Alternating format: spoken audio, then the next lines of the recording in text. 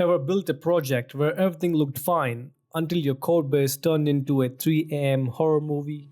Yeah, congrats. You've met low-level design. Today we are diving into LLD, the secret sauce that turns spaghetti code into a gourmet architecture.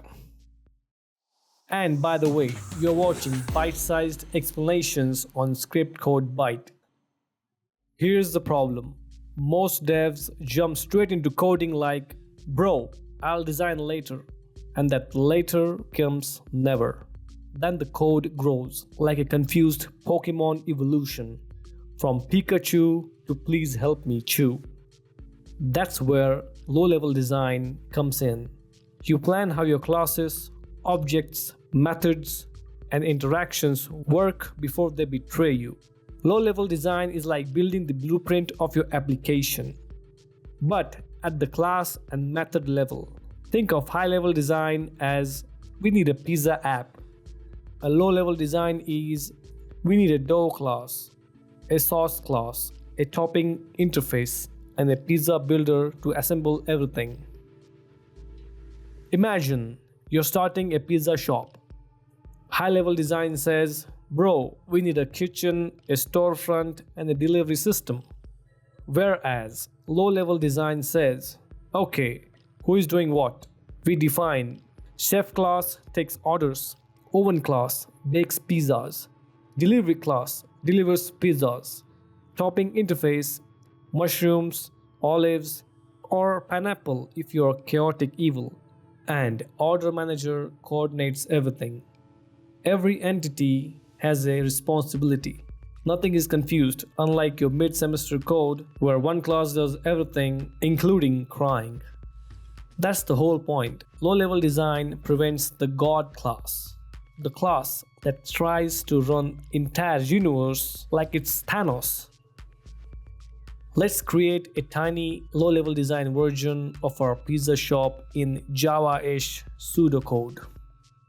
This is like a universal contract for all toppings. Any topping, mushrooms, olives, pineapples, must implement the add method.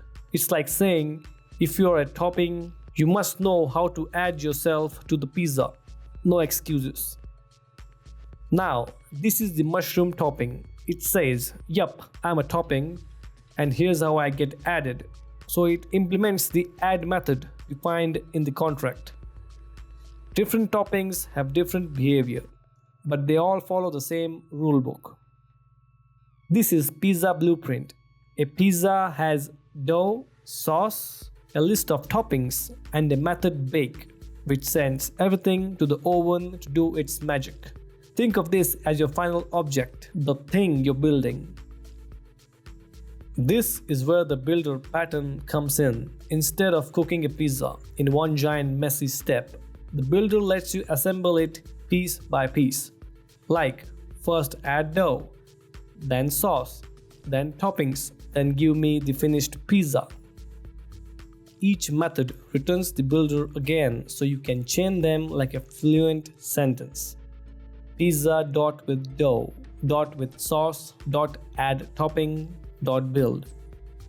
This makes your code clean, readable, and expandable. The hallmark of good low-level design. So in short, good low-level design follows these three principles. Number 1. Single responsibility principle. Each class does one job. Your chef doesn't deliver pizzas. Your delivery guy doesn't bake. Number 2. Open or closed principle.